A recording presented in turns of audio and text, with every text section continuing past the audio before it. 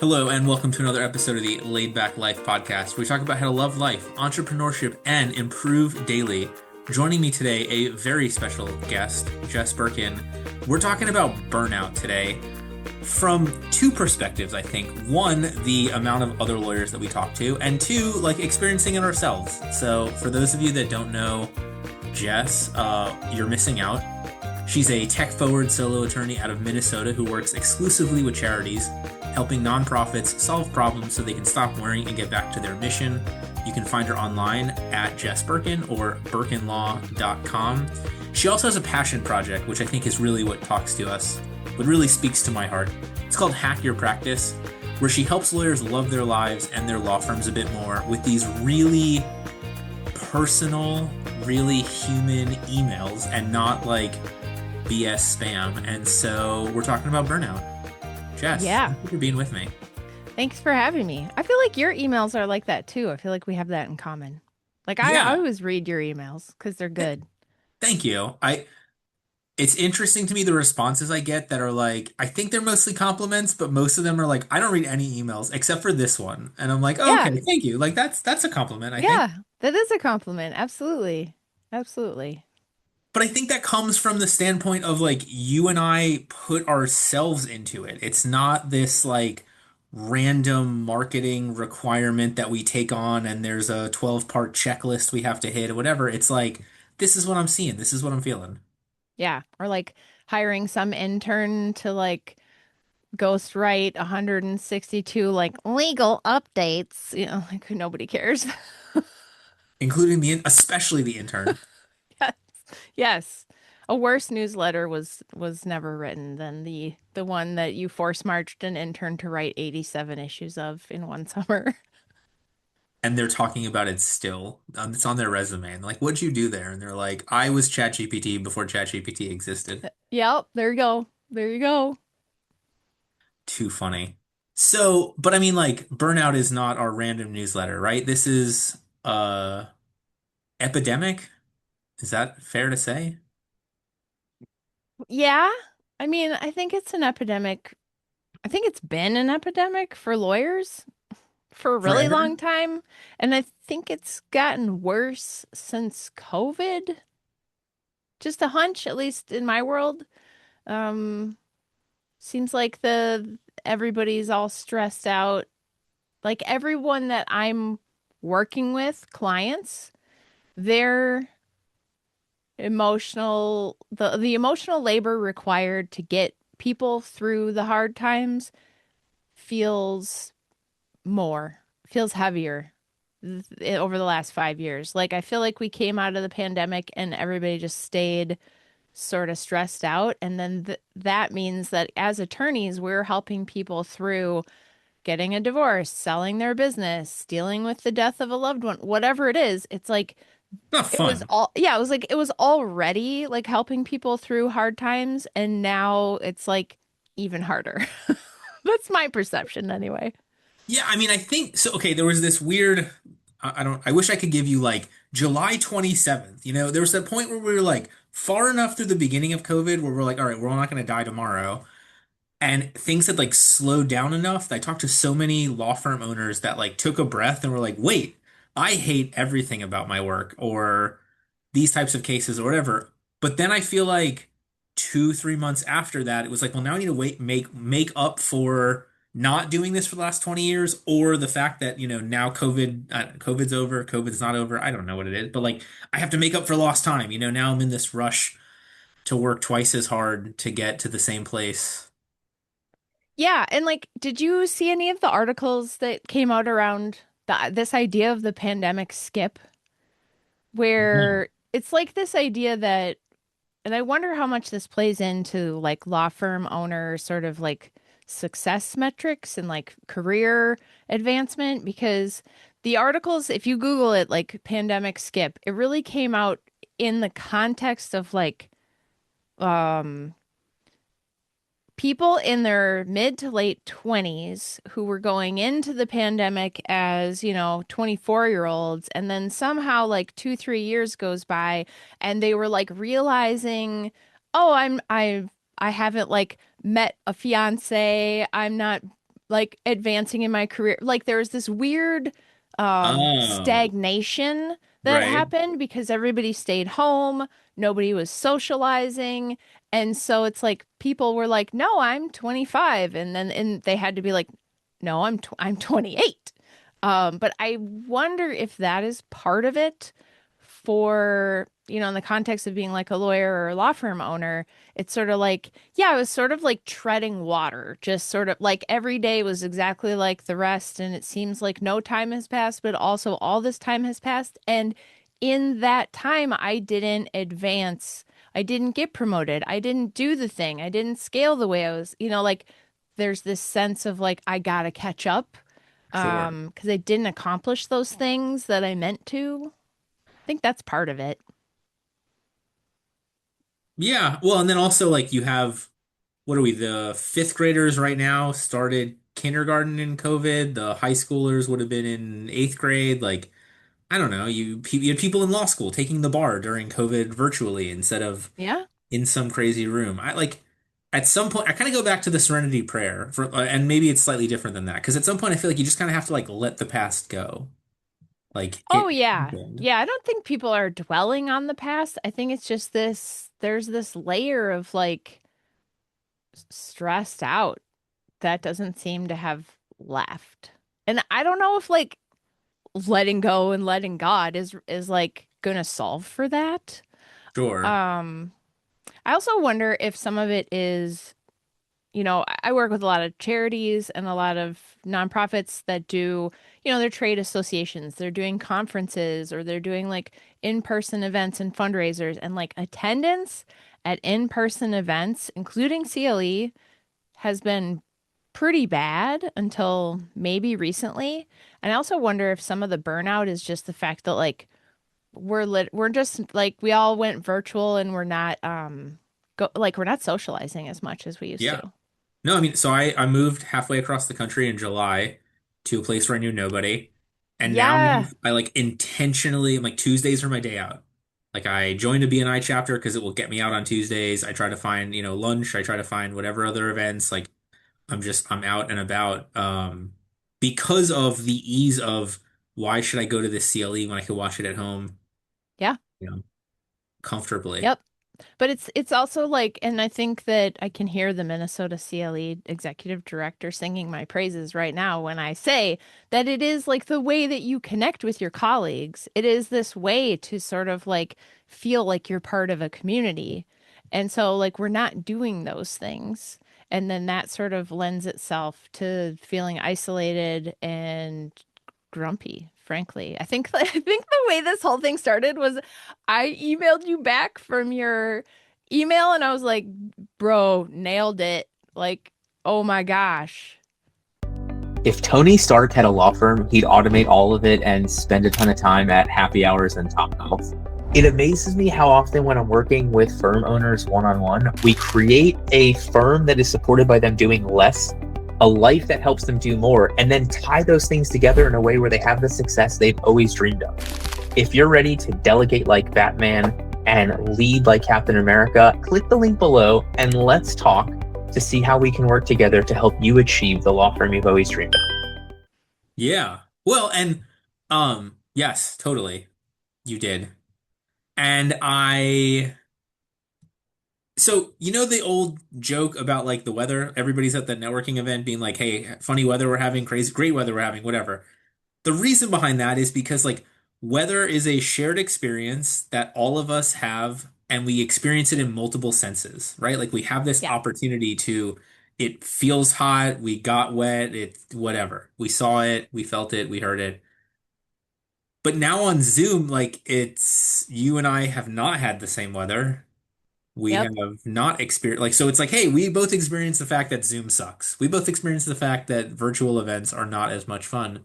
Like we've lost that shared Yes. camaraderie, even just of like all being outside at the same time together.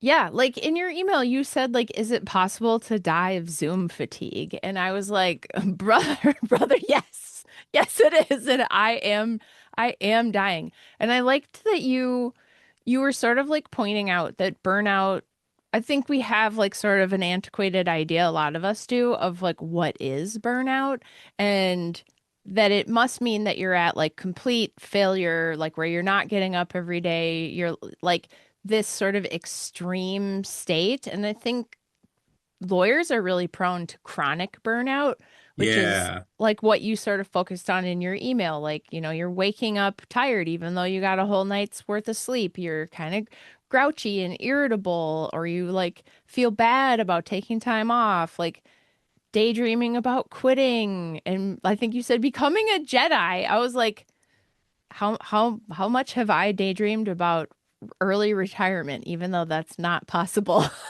Sure it is. What do you really need? A whole lot more money. But just that's just for things, right? So there's a oh God, who there's a Stoic philosopher who was rich, and for 1 week a year or something like that, he would wear the cheapest clothing and sleep on the floor and be like, you know what, I'm fine, like Yeah, it. that feels real performative coming from some like old rich dude. Thanks. Yeah.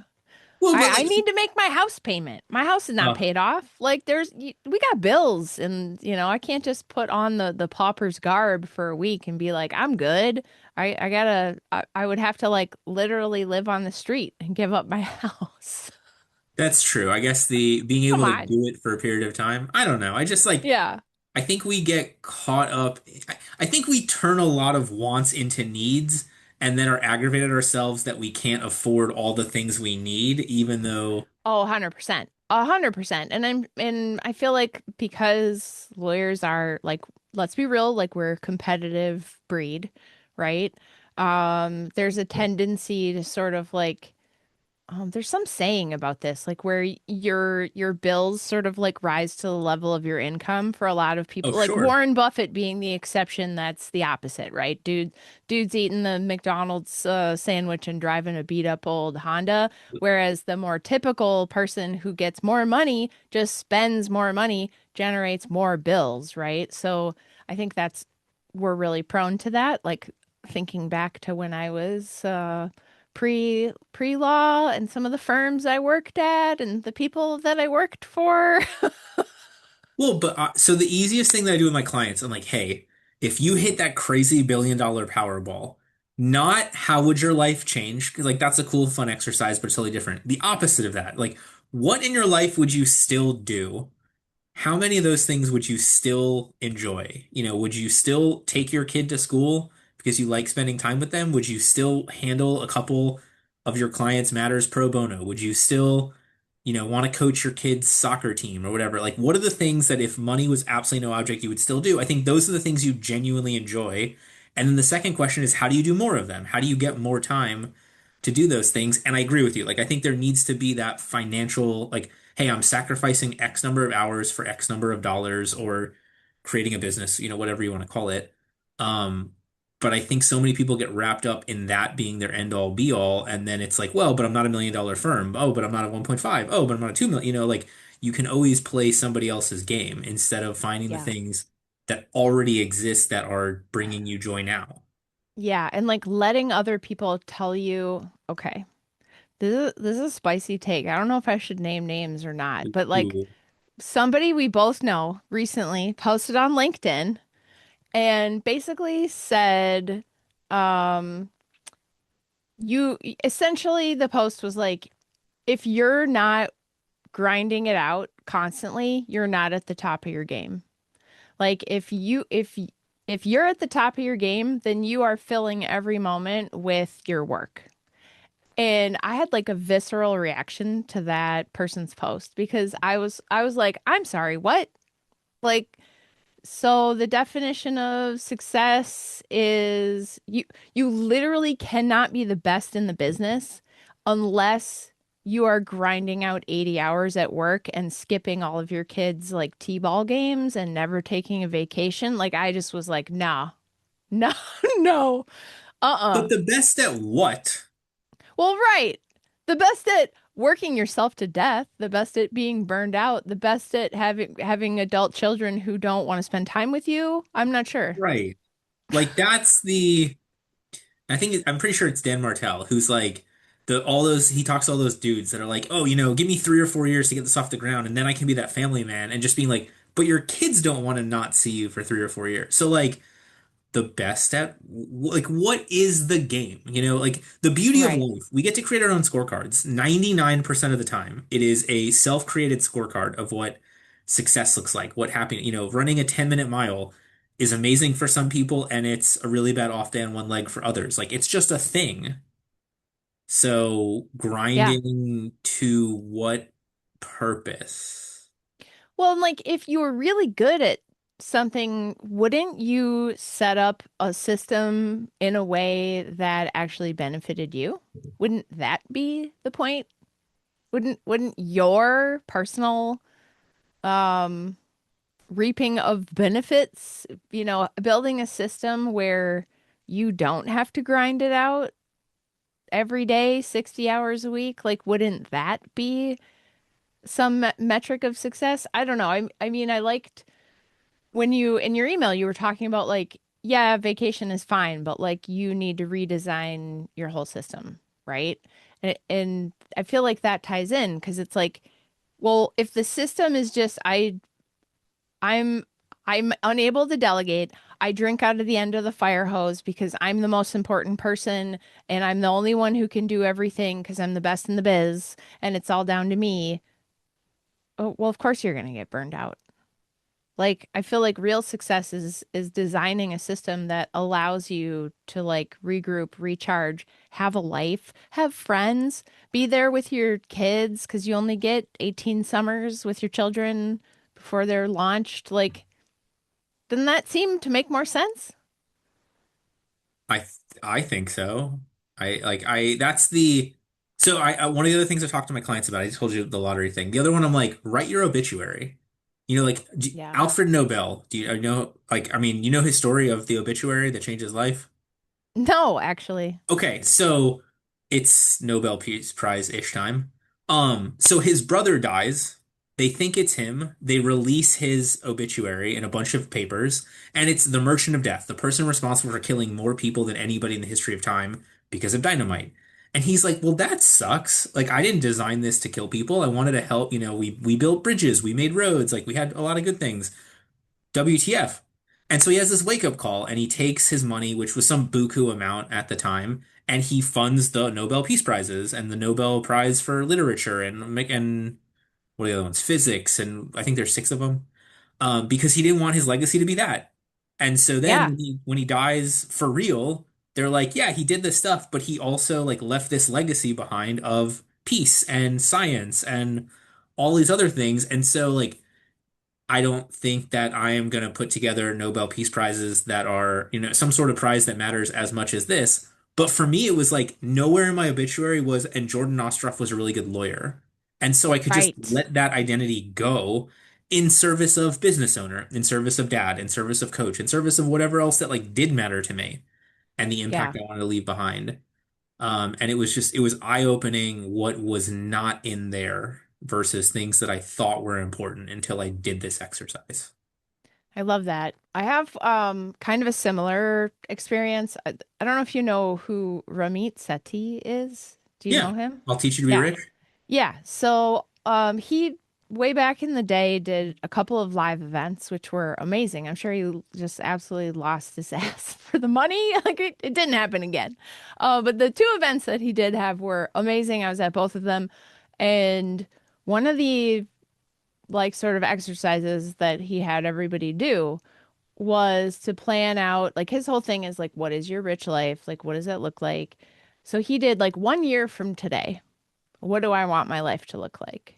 And got us all in this planning mode. And it's like, oh, I'm going to take this many days off. I'm going to have this kind of vacation. I'm going to like spend this time with my kids, whatever. And then at the end of it, it was like, great. What's stopping you from doing those things like right now? And it was really interesting because most of the things that were on my list were not like I have to make $1 million or this can't happen. It was like I want to meet my kids when the bus arrives at 4:10 or something. It was like things that I'm just choosing. I could just choose to start now. I don't have to wait a Right. year to do Like that. go into Acuity, Calendly, Lawmatics, whatever, stop bookings after 4 o'clock, and I'm done. Like, voila. Yes, yes. So it's just sort of like going through some of those exercises to like give yourself the perspective. And then I totally believe, and that's my whole passion project is like, yo, you can set up your system at your firm to make your life better. Like the Acuity thing, the Calendly thing, that is unmatched for actually how it impacts your life. Like you want to join a bowling league and you need to be done by 5 p.m. on the dot Tuesdays and Thursdays to go bowling with your friends. I don't know who's doing that, but that's my example, apparently. I mean, now we're all bowling alone, and that's why we're miserable, right? We should go There back you to being go. in bowling There you leagues. go. Like you can literally control those things, and I feel like as attorneys, there is something about lawyers where we're prone to getting an external locus of control where it's like we aren't in charge. Like the client needs this or the court needs that, or like I can't because clients or I can't because ethics. And I like want for people to like regain their agency, to like regain the control. Like there's so much control that we do have. Yeah. All right, I'm gonna share this story. So, I have one kid, and we tried to have more kids. Such was not an option for us, culminating in like my wife had a miscarriage, Ugh. and yeah, we had court the next day. Could have been either of us. She's like, "No, I'm gonna go. Like, I'll get my mind off of it. I'll go to the doctor. I'll check and see what's wrong." It culminated in the judge in open court announcing if I wasn't there at 1:30, she was gonna call the bar on me. Because the judge was a female, and then telling me how could I say I was ready for trial if I didn't know if my wife was going to be medically okay. And oh my God, Jess, like I have the recording because it was one of those moments like I don't remember what I said. So like if I have to tell the Florida bar, like I need this recording. And I was like, well, Judge, I'm not at the hospital with her right now because you ordered me into court. So hopefully I'll get an update and then I'm pretty sure I can let your JA know in the nicest like I have no idea how said tone happened.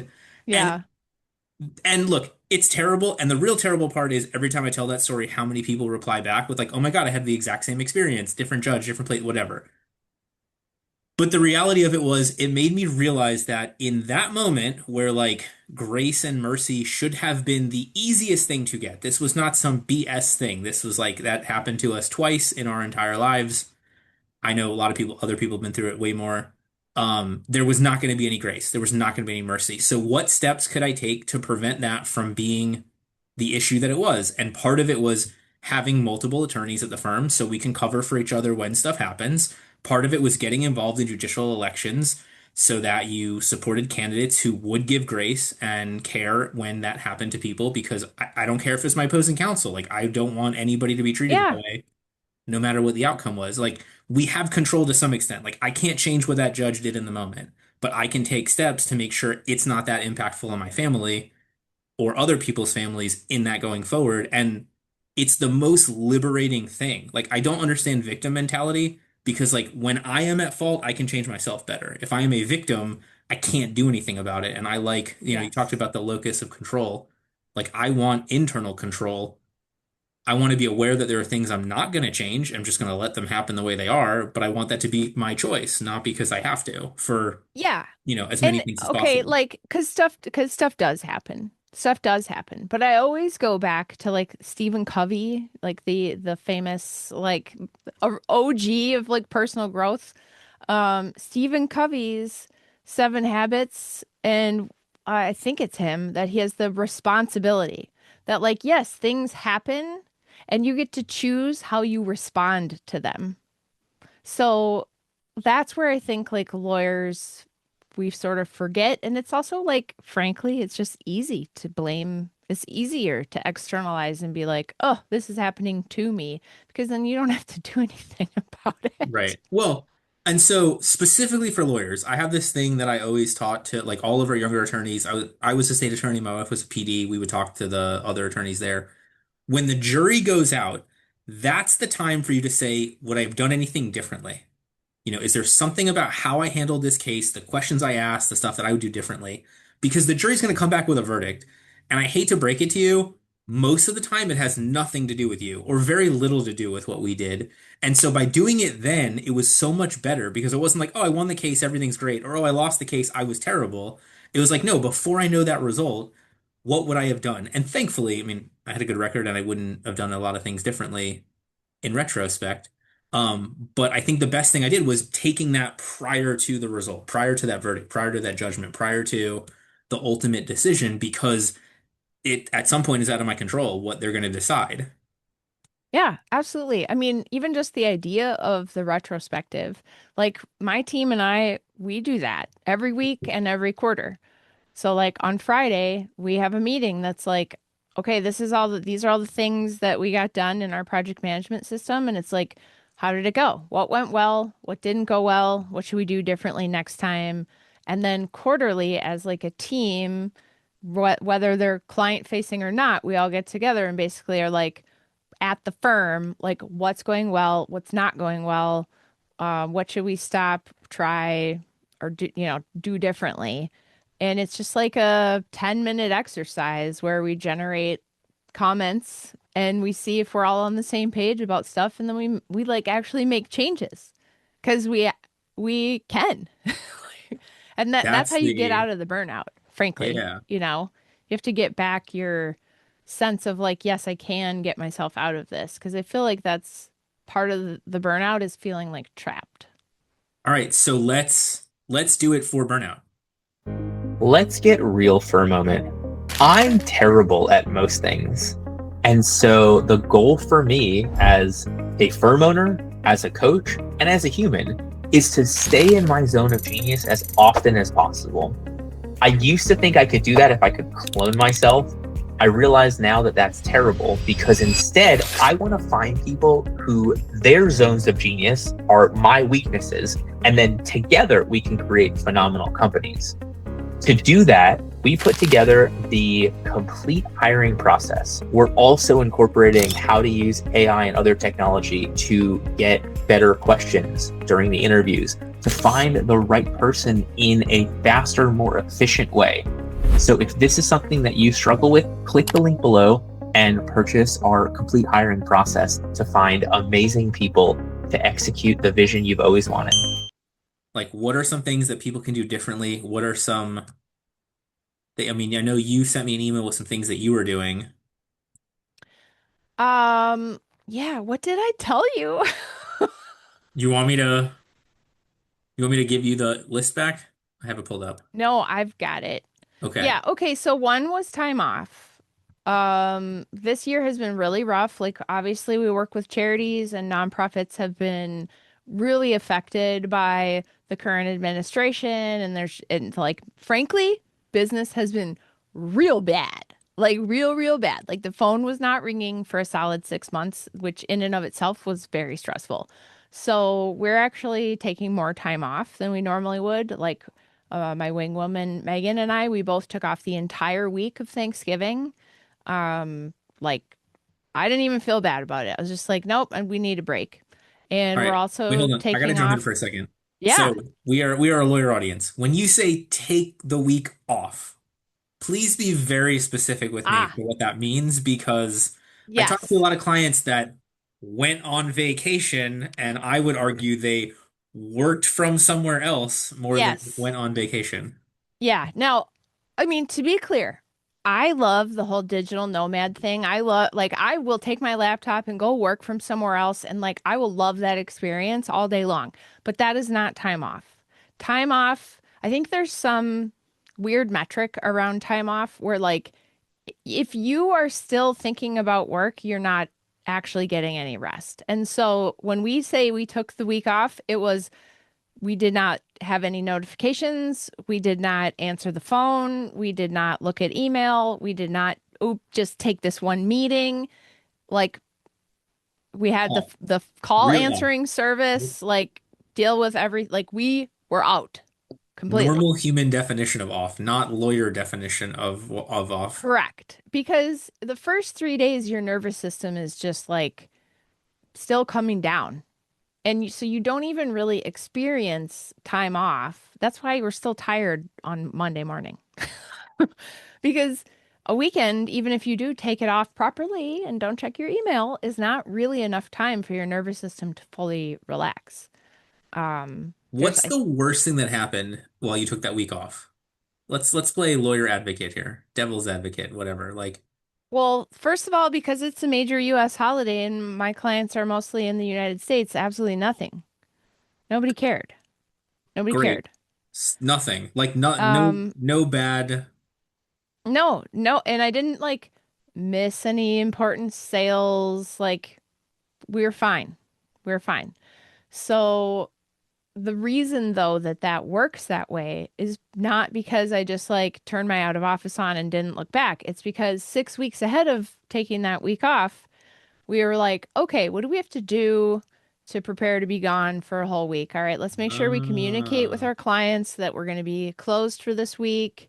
We do the same thing for like the holiday break, like we close for 10 days around the holidays. And let me tell you, there's some people who'd like to start a nonprofit before December 31 that may pop up on the 26th. But you know what? They aren't going to find me, and I'm okay with that. But is it you have to possible to start a communicate. nonprofit on the 26th with the first reach out to an attorney?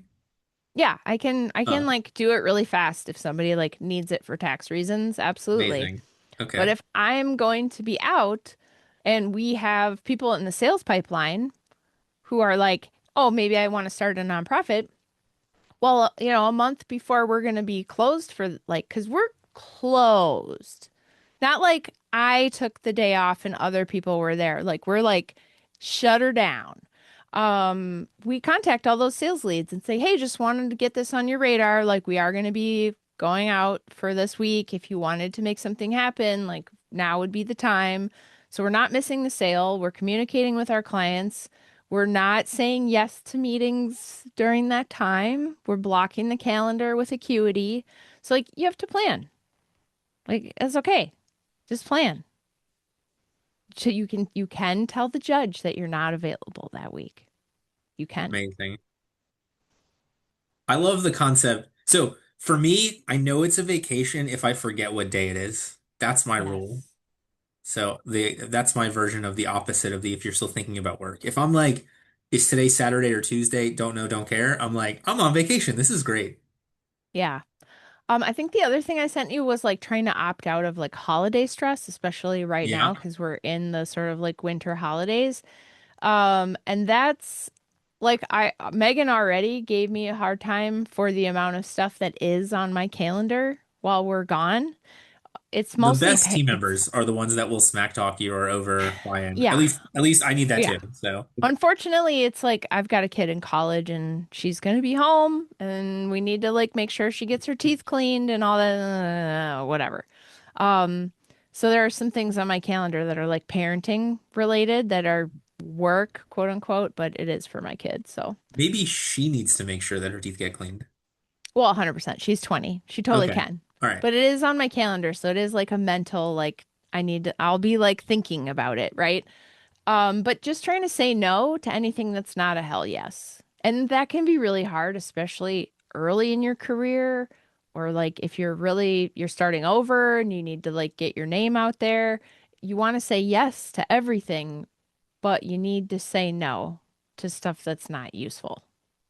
And for the people that are further along, please say no and connect them to the newer people. Yeah. Oh my God, hey, we were looking for speakers for this. Thank you so much for the offer. I don't think it's something I can bite on, but here's five people that I think would be fantastic. And then you have created a win-win to use the Stephen Covey, one of the other seven habits. Yep. It becomes so great. Yeah, 100%. And then I think one of my other ones was reading more fiction, like literally having fun. Just consuming books is like what is that? Like a bygone era. But there's no better way to like sort of immerse yourself in this other world, even if it's historical fiction, like you're still not thinking about that client that's, a pain in your butt or the trial or whatever it is. Do you find that what you're reading, not just like reading more fiction, but what kind of fiction you're reading changes based upon how you're feeling? Mm, I feel like I don't know because this is something I've been trying to like recultivate. Like I used to be a ravenous reader, and then I feel Uh, like smartphones have sort of like etched away at my reading. So so if anything, like I have a goal to like read books at all. So I don't know how much things are influencing what I'm reading, but I am a big fan of like fiction and especially anything that's like sci-fi or horror or things that are not related to reality. so the for me, I find the happier I am, the more I enjoy like gritty dystopian fiction. There you go. Yeah, no, that's real. That's totally real. Like I don't want to read something that feels a little too Right, close like to home. I can't watch Handmaid's Tale because I'm like, this is happening. No, no. So I find, it's like I remember as a kid, I really liked the gritty reboots, and then like Yeah. I got older and Marvel movies were so much better than DC movies, and now like I finally think I'm sort of coming back to gritty realism a little bit, which I take as a positive for my view on my current life. Yes, there you go. What else was there? I'm reading a physical newspaper for my news because Yeah, like you mentioned that one. the This like is fantastic. You are like the youngest person that gets 24/7. the paper by 30 I'm years. I'm almost 48. I Uh-huh. like, And you who's the know, newspaper being delivered to? oh, probably 80-year-olds. Okay. But here's the thing, like I want to feel like I'm civically engaged. I want to know what's happening, especially locally, and I want to at least have like half a clue about world and national, but I don't need to suckle on the teat of the social media news feed 24/7. It is depressing. And so like reading a physical paper is like it's so nostalgic and it's like 20 minutes and then I'm done. And I'm like, yeah, I know what's going on. I don't need like the same seven stories from three different, sources and everybody's hot take on the same content all day long. And you probably don't get radicalized like clicking the next link or watching the next video, like if it's YouTube or something else. Right. You reach the end of the paper and then you put it down. That's Um, half the magic right there. it Absolutely. always it always fascinates me how like an article about my favorite sports team 3 clicks later is like some conspiracy theory about the moon landing being fake, and I'm just like, where Why did are we this here? How rabbit did we hole get happen? here? The Miami That's Dolphins funny. they're not going to the Super Bowl, but they also are not going to the moon or didn't fake the moon landing or whatever the hell gets Yeah. spit back out on the algorithm. Yeah. I think my other one was that like I redid my basement to be like an 80s lounge basement with like wood paneling and movie posters and stuff like that. And it was just like amazing what a couple of cans of paint, because I didn't actually do wood paneling. I did a wood panel effect with Oh. paint, and I ordered some like, like a Goonies poster and Big Trouble in Little China and Star Wars and like got the Stranger Things vibes going on down there. And it's just like a couple of cans of paint and some twinkly lights, and I'm just like, this makes me happy. So like just doing stuff that literally makes you happy in your own house, in your own space, because you do have control over that. Yeah. I think that's worth it. Well, so I took this idea, I think it's from Jason Selk. Yeah, Jason Selk talked about like having 1 minute, 3 minute, 5 minute, 10 minute tasks. And so like if a meeting ends early, like you have those tasks. And I was like, that's a great idea, except the Jordan Ostroff take on it is I find things that bring me joy in like 1 minute, 3 minutes, 5 minutes, 10 minutes. So like 2 laps around my I don't know what you want to kitchen living room area. Yeah, That's a yeah. minute, 3 minutes reading, playing one game of my son's into Pokemon. So we've got the digital download thing. So you can play around in like 3 to 5 minutes. So that's my like 3 to 5 minute thing. 10 minutes I can call a friend I haven't talked to in a while and go through it. And like I'll find other things, Wordle, you'll put other things into these lists. And like, oh, instead of like I have 5 minutes to kill, what do I do? I'm like, I need a little jolt of joy. What's something that Yep. makes me feel better than just like doom scrolling on Facebook and invariably having the 3 minutes turn into 30? Yes, yes. Or kind of like having the fun things to do. I think a lot of us have like severe executive overfunction where it needs to be productive, you know? If it's not like a dopamine hit of social media online, it's like cleaning out a closet or like fixing something. It's like that's good, but it's also not unrelated to work mode. What if the secret to law firm success involved doing less? That's one of the main themes of my book, Love Your Law Firm, where I dive into my story as well as the stories of multiple coaching clients in an effort to help you design the law firm that you've always dreamed of. I hope you'll check it out at Amazon in the link below. Well, the thing I don't understand is where, like, the people that are pushing this hustle culture mentality. Because, like, Albert Einstein worked at the patent office so that he could have a job that would end relatively easily, so he didn't have to think to focus on his thoughts. And then when he was thinking on his random physics ideas, he was taking these, like, super long random strolls through different cities. And, like, Warren Buffett, you mentioned him before, he, like, specifically lives in Omaha and was like, because I'm okay not doing things. Like I live in Omaha. If I lived in New York, I would feel obligated to do these things. And so like we hold these people up to be so awesome and all of them are like do less. Yep. Like the But hustle culture because they're is not the yeah. ones pimping hustle culture, the people who are selling hustle culture are selling you something related to hustle culture, you know? Right. Like even what was it? Walter Isaacson wrote the Elon Musk biography. And even in that, Elon Musk is like, I don't think anybody would really want to be me if they knew what I do. And I was like, oh, okay, cool. Like, what all these people idolizing Elon because he's super rich and him being like, it's pretty miserable. I'm sure it is. I'm sure it is. Have you read the book? No. Okay, Mm-mm. so the most fascinating thing and the most amazing organizational structure I've ever seen is rather than go chronologically, they go chronologically by company. And so you get Sure. this whole chapter about SpaceX, and you're like, my God, how did somebody do all that in 1 year? And then they're like, and this is what was happening at Tesla at the exact same time. And you're just like, but meanwhile, you have somebody that can't maintain a relationship with anybody and has 14 kids with eight different women and whatever else, and is specifically saying my life is terrible and nobody would want it if you really knew what I do. Like, all right, well, there you go. Like proof of Guy can delegate though, apparently. So, you take have notes to. there. And it also talks about the amount of time he spends playing games on his phone. He's got like a specific favorite, I forgot the name of it, some strategy game that he would play on all this stuff. I was like, while coming up with all these other things. I was like, it's just amazing. But yeah, I like what you said. The people selling hustle culture are like, here, download my ways Yeah. to accomplish all this in Buy 20 this minutes. course on passive income. Here's a picture of me standing in front of a jet with throwing money or what. That Warren Buffett's not selling the hustle culture.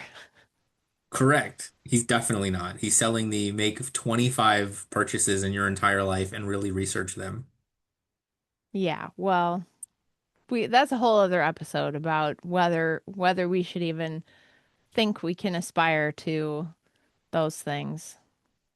Well, but I think like if you Charlie Munger before he passed away had a thing about like he could have been a billionaire if he had made better decisions. It could have been a trillionaire if he had made better decisions. And they're like, "Aren't you nuts?" And he's like, "Yeah, you kind of have to be for, at some level." And even Warren Buffett is like, I started investing when I was 12, 14, something like that. He's like, Sure. that's what's helped me, right? It's like I like the people that are Yeah, like, I'm not crazy. I just stayed in the game longer than anybody else. I think it's not like any person could just make good decisions investing at 12 and like systematically he was born into a family that encouraged that. He had access to people who coached him up. Like there's a lot more that goes into it than just like make good decisions. Right.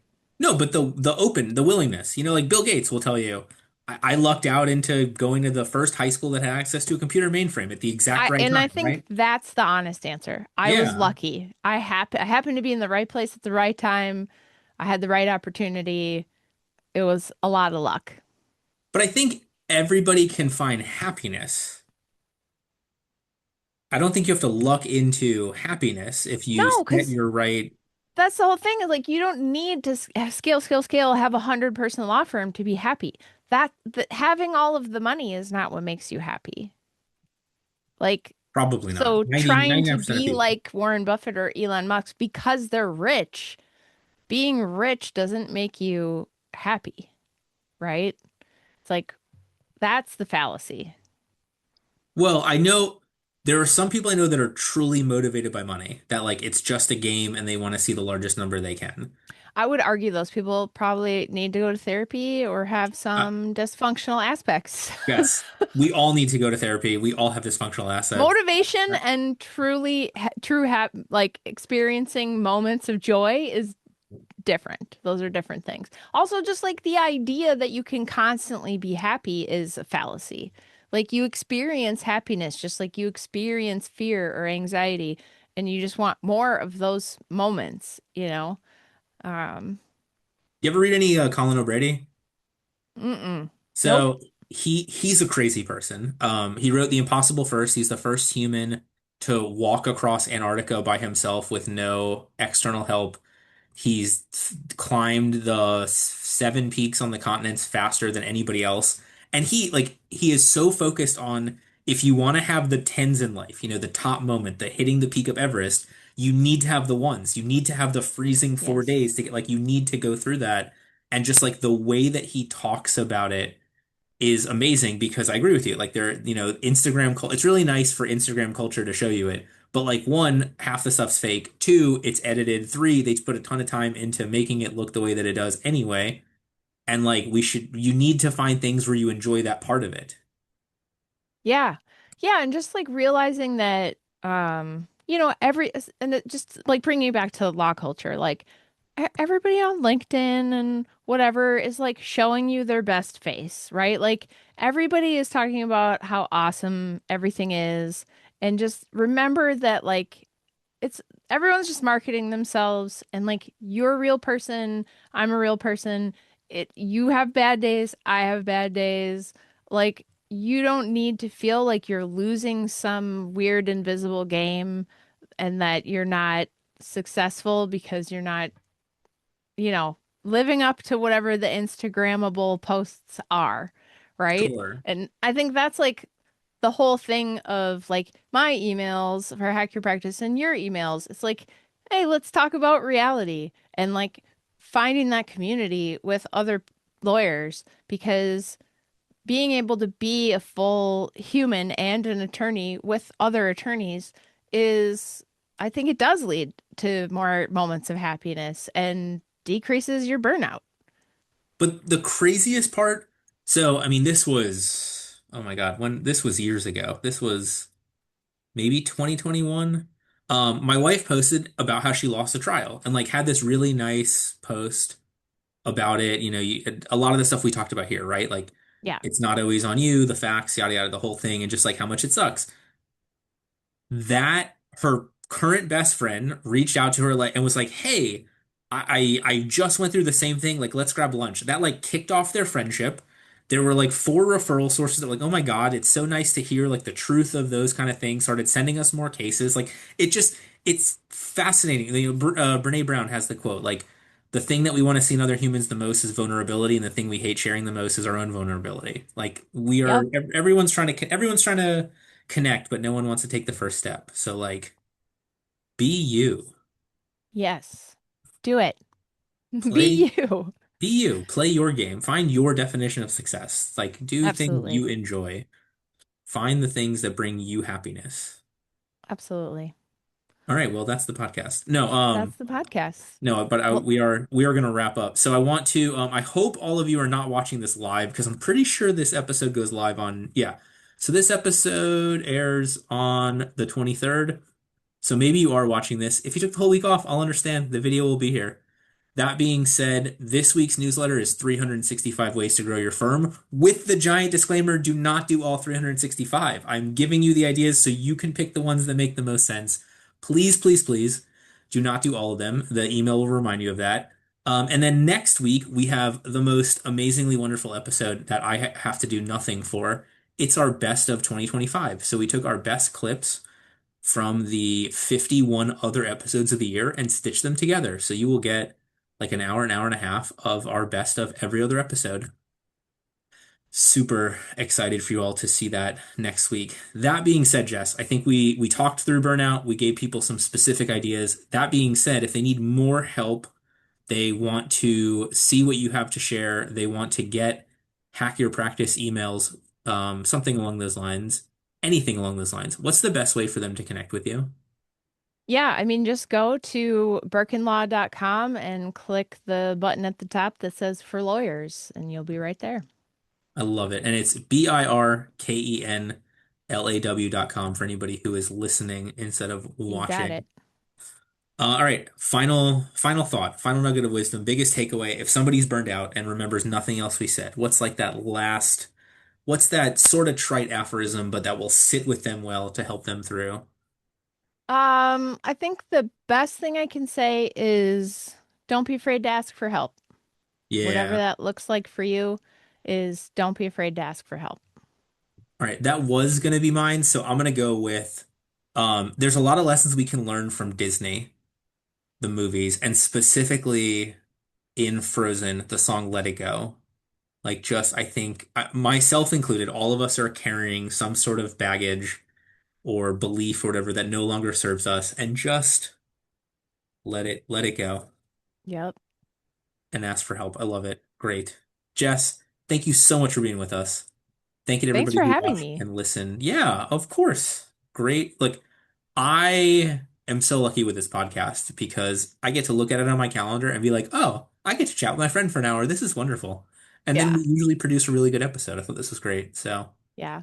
All right. Well, friend, I look forward to your next email. it'll be this Friday. 360. Okay. Oh, I guess, well, for you, it will not be, that one will not be this Friday. There'll be a different one. Uh, But for everybody that's else, okay. You inside scoop people are gonna have to leak me the content. too funny. All right. Thank you, Jess. Uh, Thank you, everybody watching and listen. We'll see you back here next week for our best of episode. In the meantime, please, please, please take actual time off. Have a wonderful Christmas, and I will see you all soon.